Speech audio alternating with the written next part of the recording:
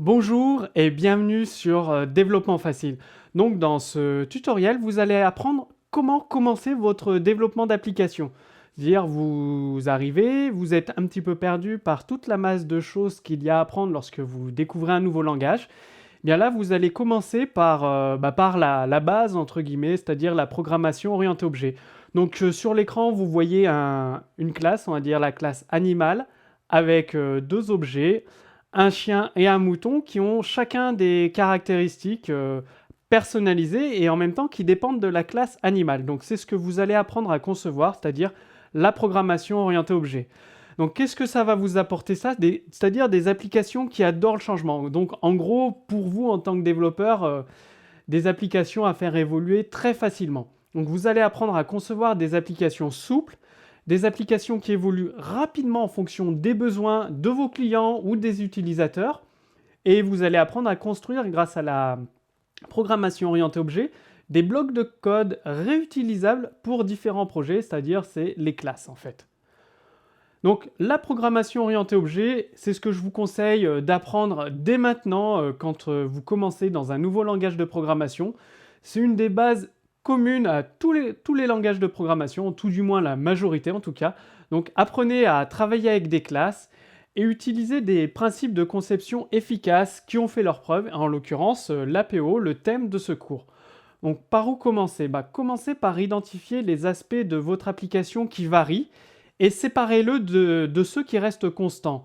C'est-à-dire extrayer les parties variables et encapsuler pour les modifier plus tard ou ajouter des nouvelles fonctionnalités sans affecter celles qui ne varient pas. Donc, qu'est-ce que la programmation orientée objet? Donc, un objet, en fait, ça représente un concept, une idée, un objet physique comme une voiture, une personne ou les pages d'un livre. Donc, ça peut être assimilé à un objet, donc à une classe. Donc, une classe ou un objet. Donc, un objet, c'est une instance d'une classe, en fait. Ça possède une structure interne et un comportement. C'est ce qu'on appelle les méthodes, les propriétés de la classe. Une classe, comme je vous le dis, ça permet de créer plusieurs objets qui peuvent communiquer entre eux s'ils le souhaitent. Et un objet permet de réaliser les fonctionnalités attendues de votre application et de résoudre les fonctionnalités, de créer les fonctionnalités demandées par vos clients. Donc on va passer à un exemple de création d'une classe. Vous prenez par exemple une voiture. Dans la vie réelle, une voiture, elle possède différentes caractéristiques comme le nombre de portes, le modèle, la marque, la couleur. Tout cela, ça vous permet d'identifier un objet voiture et de créer une classe voiture avec des méthodes et des variables pour créer des voitures différentes. C'est-à-dire qu'à la fois, vous allez pouvoir créer un objet, donc une nouvelle instance de votre classe voiture, donc voiture 1, avec 5 portes, de marque Clio, type Renault et de couleur verte.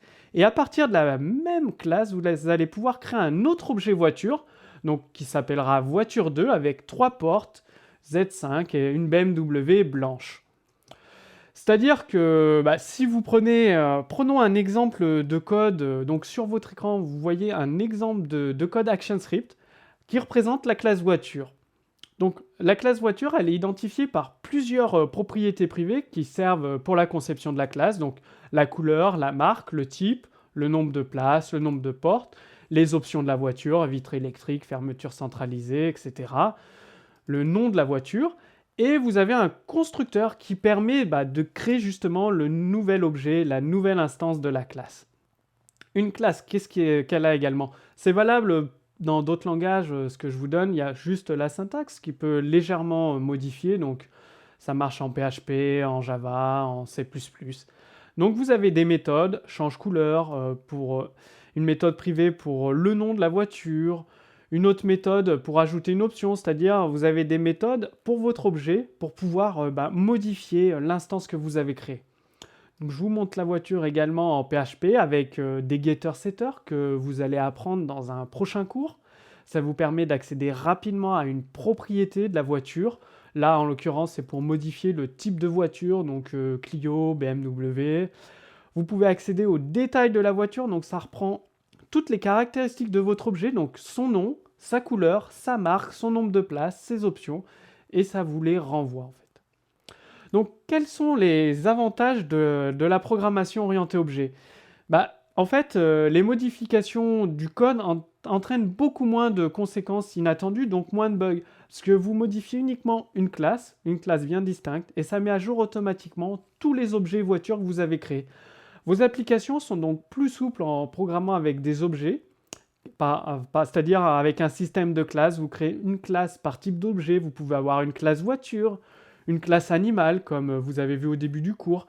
Et donc, les classes, ça vous permet de créer un code beaucoup plus souple, réutilisable et facile à maintenir. Donc maintenant, c'est à vous de jouer.